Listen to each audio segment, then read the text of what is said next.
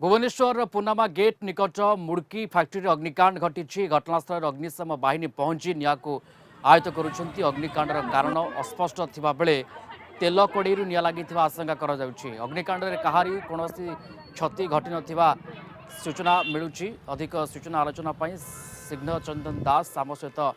जोड़ी होचंती। सिग्न चंदन किभଳି भाबे एभଳି अग्निकांड घटिला एवं एबे स्थिति कोन निया को आयत्त करा जाउछि कि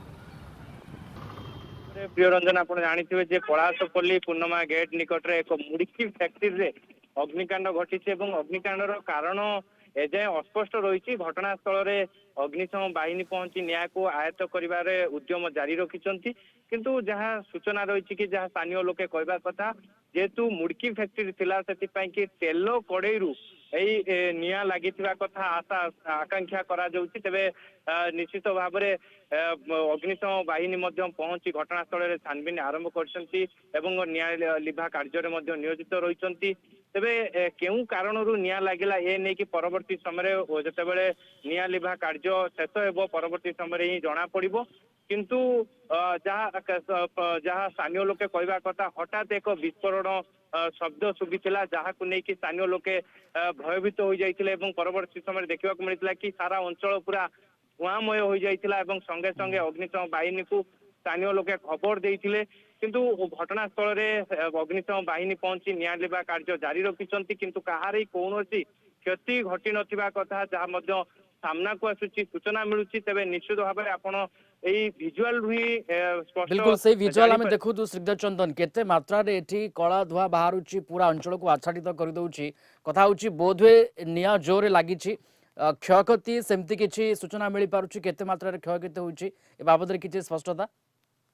देखु एवं पर्यंत अग्निशम बाहिनी निया लिभा कार्य जारी रही परवर्ती समय जिते निया लिभा कार्य शेष हो क्षयक्षतिर आकलन करी कौन क्षति होती कि नहीं एपर्यंत तो स्पष्ट सूचना मिल पार ना किंतु जेहेतु अग्निशम बाहिनी माने निया लिभा कार्य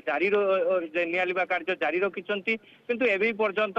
सारा अंचल पूरा धुआंमय हो जाइए। जो प्रचंड शब्द होता से शब्द स्थानीय लोके एक प्रकार भयर वातावरण सृष्टि होती। तेबे सबुठु बड़ कथा है जे निया भितर से जो मुड़ी फैक्ट्री भितर कई फसी रही कि जो माने काम करुले से फसी रही कि जेहेतु एबे निया लिभा कार्य जारी रही से निश्चित भाव में परवर्ती समय अपेक्षा करवा जेहेतु निया लिभा कार्य शेष होना किंतु कौन अनुमान होची केते समय मध्यरे पूरा निया को आयत्त करा जिवो अर्थात निया लिभा काम सरिबो देखु जहाँ सूचना रही कि अग्निशमर गोटे दमकल बाहिनी एवं 6 जणिया टीम निया लिभा कार्य जारी रखिंट। तेज निश्चित भाव में मुड़ी फैक्ट्री मालिक जे घटनास्थल कथा सामना को आसुची किंतु जहाँ पारिपार्श्विक स्थिति एवं जहाँ प्रत्यक्षदर्शी कहवा कथा स्थानीय लोके कहवा कथा मुड़ी फैक्ट्री मालिक कहवा कथा किंतु जेतेबेले घटना घटी जिते निया लगी से समस्ते बाहर को पलि आसी किंतु कहारी कौन क्षति घटी ना किंतु निया लिभा कार्य शेष होगा पर्यंत अपेक्षा करवा। निश्चित भाव में सबुठु बड़ कथा है जे एते जोर शब्द होता नियार